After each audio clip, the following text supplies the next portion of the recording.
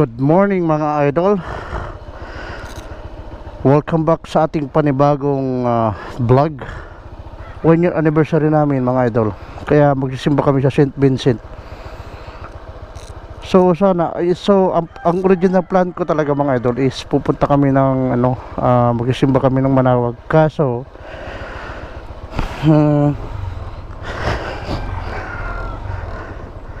alright, go. Good morning mga idol. Good morning kapitbahay. On the way kami ngayon ng St. Vincent sa Bayang-Bang. Doon na lang muna kami magsisimba kasi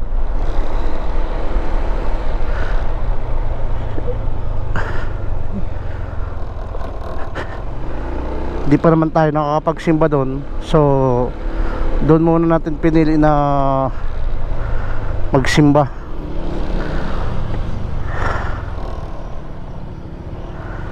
Good morning mga idol. So on the way tayo ngayon. Okay, medyo nagpapag ang ating helmet kasi umaga.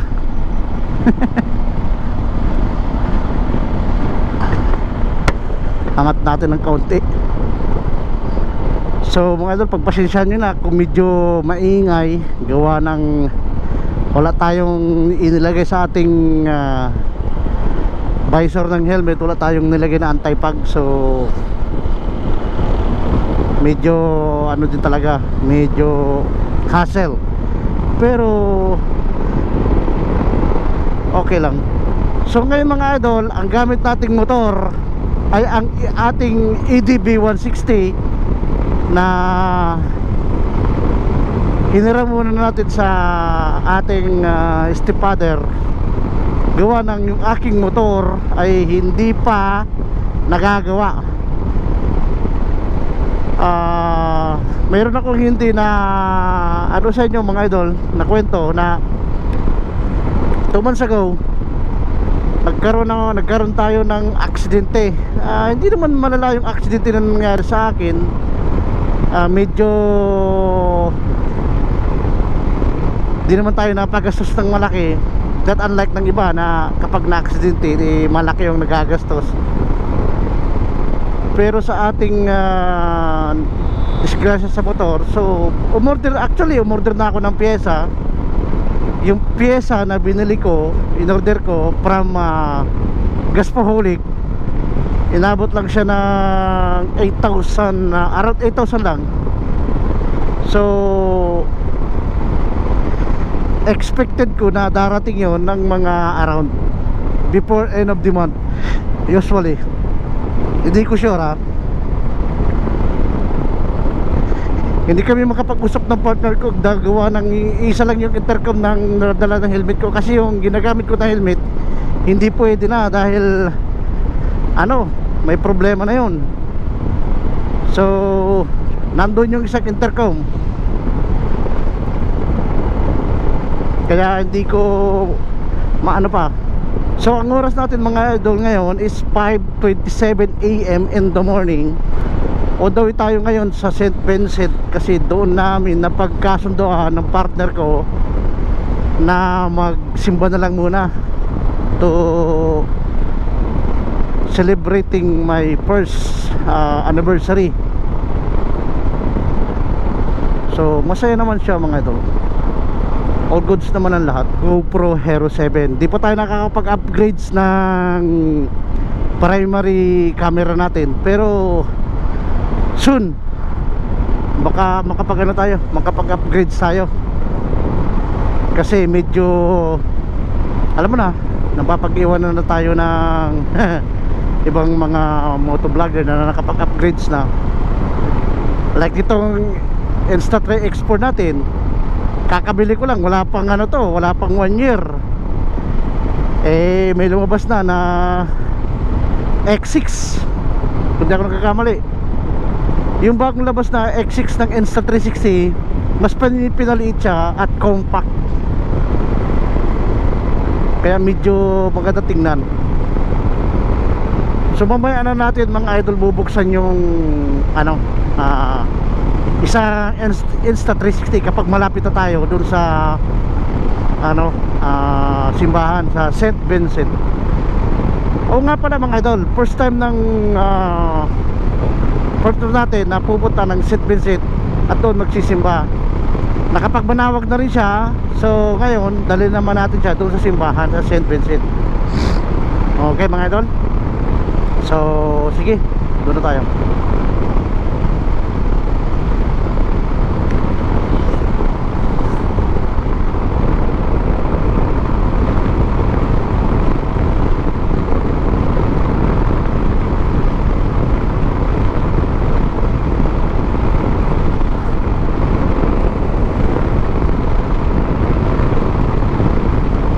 Medyo malakas lang yung buga ng hangin mga idol, gawa ng talagang mahangin.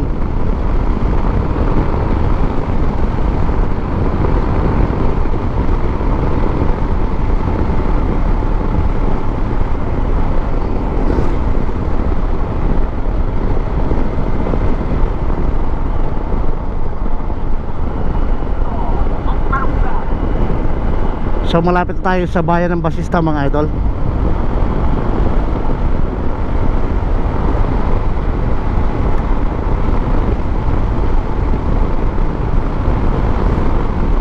Tingnan mo naman yan, di ba?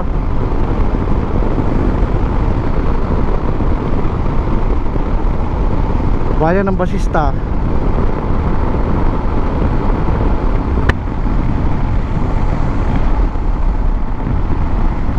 Mabuti na lang walang ulan ngayon, dahil kung maulan so sigurado ang gagamitin natin yung 4 wheels. Manghihiram tayo sa aking mother. Kaya maswerte na lang tayo ngayon at kahit papano umulan at hindi masyadong hassle, dahil naka 2 wheels lang tayo sa sasakyan. Sorry mga idol, motor. So pagpasensya nyo na mga idol kung hindi maganda masyado ang aking boses sa ngayon. Medyo di ko alam, may problema yata ako sa boses na. Pero okay lang yan, it's good pa rin.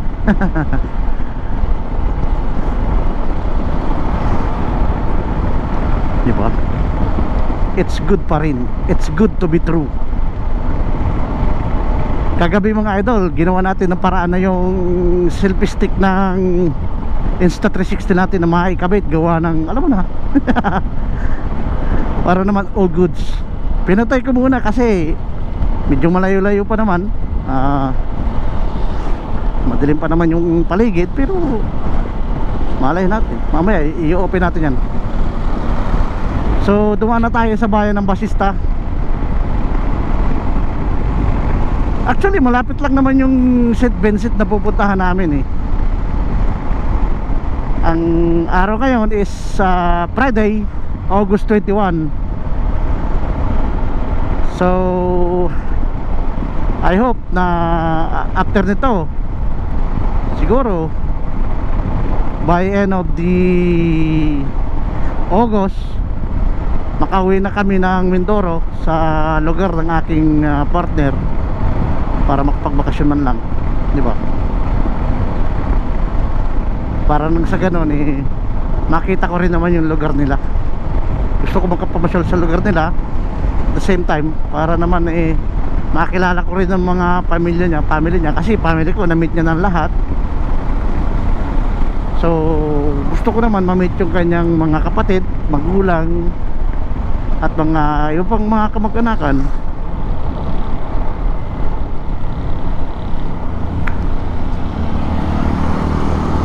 Para na sa ganun, all goods tayo, di ba?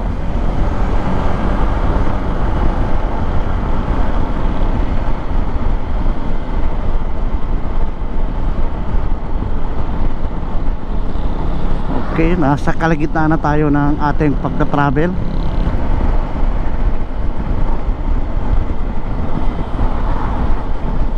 Malapit doon sa may hospital,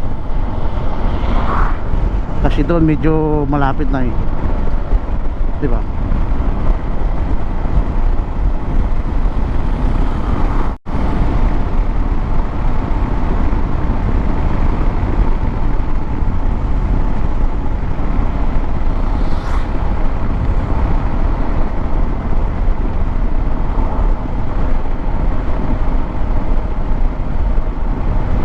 Hindi tayo madisgrasya. Medyo nakakadala na rin gawa ng sa nangyari sa atin. Hindi ko na kailangan mag-rely sa kung ano lang. Ay, mahirap, diba?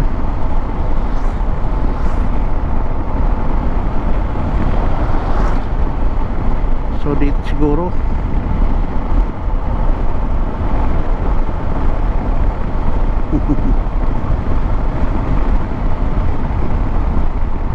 hinto muna tayo dito ulit.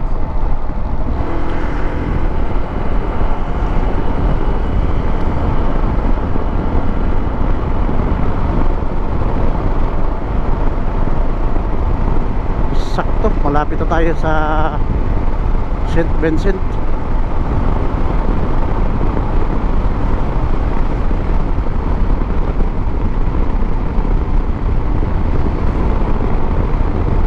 Aba, maganda dito, bagong espalto, oh. Medyo makinis yung kalsada, hindi bengkong-bengkong. Maganda mag-jogging-jogging dito, oh. Diba? May mga kabataan, oh.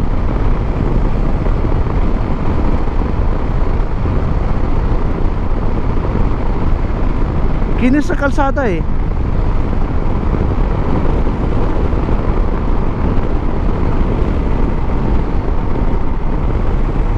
Ayun ang Boss Coffee, oh. Boss Coffee.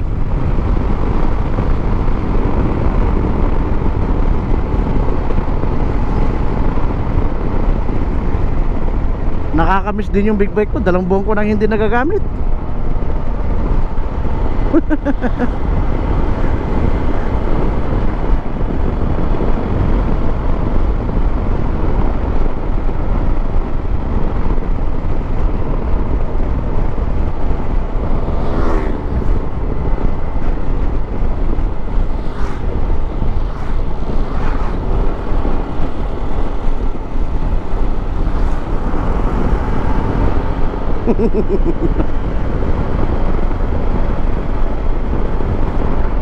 Okay mga idol, malapit na tayo. Andito na tayo sa may eskwelahan, malapit sa ano. Dito mga idol, meron daw ditong bagong bukas na amusement park. Hindi ko lang alam kung eto, ayun yung St. Vincent, oh. St. Vincent. Ah, ito yung ano, sinasabi na bagong bukas na ano, na rides. Ayun, oh. Ito, oh. Ayun St. Vincent, oh. Ayun, oh.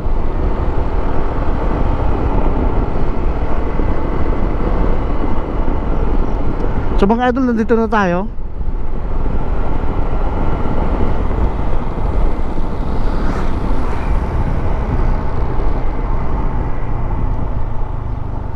Nandito na tayo sa loob ng St. Vincent. May entrance pa kaya? Wala yata. Sige sir. Maraming tao dito ngayon, no?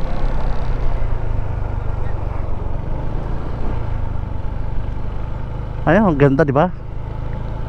Tignan mo naman, ang taas.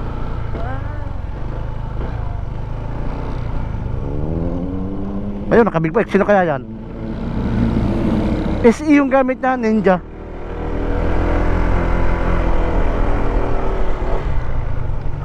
Ayan ang simbahan.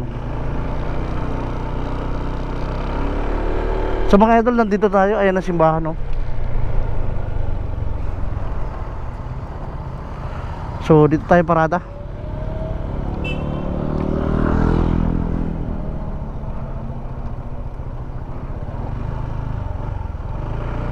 Siyempre kailangan. Siyempre. Alright mga idol, nandito na tayo sa St. Vincent. Okay, magpiprepare lang tayo.